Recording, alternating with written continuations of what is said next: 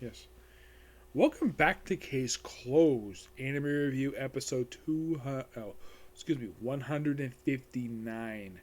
Now, there was definitely a new chapter released last week, but it's not been translated to English yet, so no review of the manga. I'll probably review that maybe next week. Who the heck freaking knows?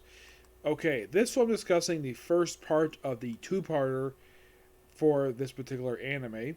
Not this anime. For this two-part story. It's not the first two-part. I've had many multiple parts of the series. This is Red Sheep's Eerie Game. Yep, that's pretty much what this episode is.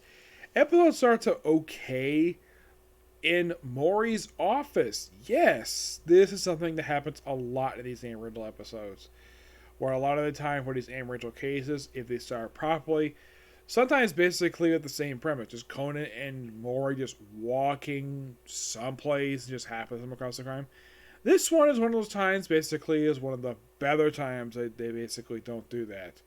Where you have a guy who hires Maury to help find his missing girlfriend who's kidnapped by the Red Sheep. Who the heck the Red Sheep is? Well, it's hinted by Rand in the episode that she has seen the Red Sheep before, but she does not remember it very well. It's revealed in the episode that she went to a festival and saw the Red Sheep at a shrine. And there's hints of stuff basically with Conan's real identity stuff here. So they go to park at midnight. Well, actually, Maury does, and for the girlfriend, don't contact police. There's basically the girlfriend, Ami, perfectly fine, and just a game. The thing is, Maury is more upset about this whole thing because the whole thing looked like it was rigged. The whole thing was fake, the whole kidnapping thing. So then, just by sheer coincidence, by midnight, Conan and Rand just happen to be going to a very good park, and they just happen to see someone in a red sheep costume with a black laptop bag. There's actually something inside. We'll get to that in a minute. So they go inside and they come across a dead body. And of course, they find out it's actually a chef for a restaurant. Yes, at this La Mamba, which sounds like a Mexican restaurant. Yes, a Mexican restaurant in Japan. Whatever. So they found out this guy. Well, thanks to Maury, found out about these two working for this particular restaurant because they hinted like, "Oh, maybe we're gonna go to this restaurant." It just by sheer coincidence, they just happened to be this way. So they talked to a few of the staff members who are there. Talked to the co-owner because the guy viewed the co-owner. So apparently, talking about possibly have a girlfriend. Turns out he does have a girlfriend, but she's hostage by somebody who is the Red Sheep. Who they is, they hint at somebody later. So, and it turns out the two people who have Maury met early on at the start of the episode. It turns out they've never actually met the head chef. They don't know what the heck he looks like, and it is actually confirmed by the owner that they're actually telling the truth in that matter, because the guy basically spent a lot of the time cooking, had no time for social life, and it's really he was actually 45 when he died. I'm like, a bachelor 45, whatever. So, and it turns out one of the younger chefs actually, well, he was basically supposed to remember all the recipes. So they got to calm down over having him bring his phone to work. Of course, I do all the time. So he gets off his case by putting him on a dating app because, okay, that part is true. Based on like couples do find each other via dating apps. As a matter of fact, I actually know a couple of my work who actually met via Facebook. No, seriously, they met through frickin' Facebook.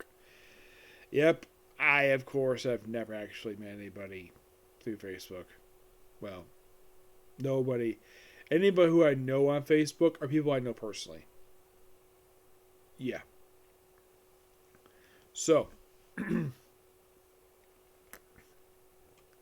they show the various things Red Sheep, like somebody has been scaring couples, like a couple on a bench, a couple holding hands in a tunnel which looks suspicious like the very same tunnel that the head chef was found in. Yeah, it looks exactly like the same exact tunnel. I don't know if it's just by sheer coincidence it happened to be that way, but they don't put it on the episode. So you look at the video, the hospital, like, and then you hear the Red Chief speak like, "Oh, I have your girlfriend bring 50 million yen," and it's confirmed that the Red Chief they saw, which of course Conan and Rand both saw this. At least Conan's not lying, because if he says it, they might think he's lying. But since Rand saw it, okay, they will buy it. So they you confirmed that possibly the Red Chief was actually it had the 50 million yen in the bag. It's also interesting though that Rand plays a small, and of course Conan figures out where the place, like he remembers exactly where the Red Chief was. The costume, anyways, it was a rental shop, and the owner is like, "Oh, I caught you, you thief." Conan's not the thief, and then Maury just happens to be nearby because Rand remembers. Oh yeah, she remembered going to a festival when she was in kindergarten. I thought as much. It's like, Conan, you weren't born yet. And Conan basically decided to slide away from that, saying, "Oh, well, my teachers mentioned it." Yeah, we'll go with that. So they figure out who and it turns this costume rented 3 weeks prior to this episode. Who rents it, you might ask? The co-owner of the restaurant, hinting he might be the murderer. We'll find out next week. It's a pretty good episode. I gotta admit, for some of these original episodes are usually not that good, or just boring, or just whenever, like if they say it featured the detective boys a lot of the time, they always forget Ami. They always forget Ihabara for like no reason. It's like they include in the scripts for like no reason. At least one time they give an explanation why she's not there. A lot of the other time they just completely forget about her. And this kind of feels like, in a way, this episode way it is.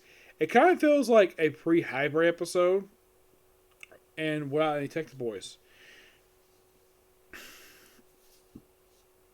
Yeah, it's also one of those rare occasions where the murderer is not, let's say, too obvious per se, like it was in one episode.